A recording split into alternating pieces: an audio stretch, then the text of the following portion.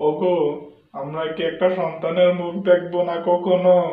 ওগো, আমি মনে হয় একমাত্র অভাগী নারী, যে 10 বছর হয়ে গেল বিয়ার, এখন পর্যন্ত একটি সন্তানের মুখ দেখতে পারলাম না।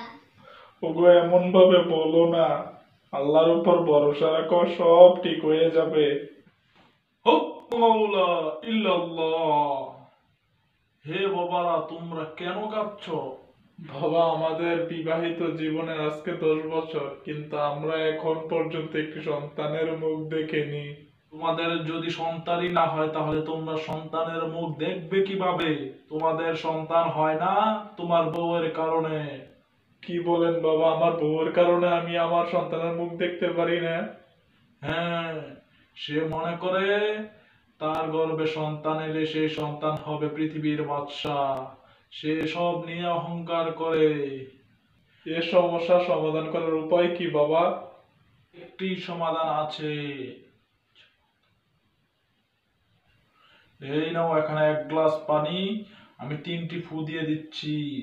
এই পানিটাকে খেতে বলবে, তোমার স্ত্রী তারপর গর্ভবতী হয়ে যাবে।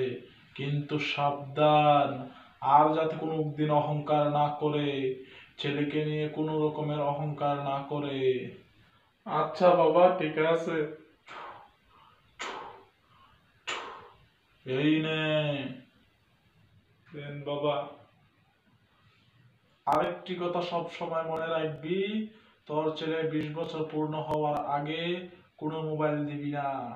যদি মোবাইল দেস তাহলে সে 19-20 দেখবে, আর এই 19-20 দেখার কারণে তোদের মহা বিপদ হতে পারে।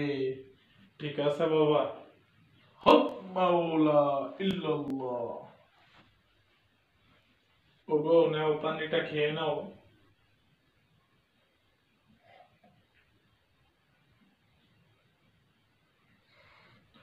যাও, এখন একটু শুয়ে পড়ো। আচ্ছা, ঠিক আছে।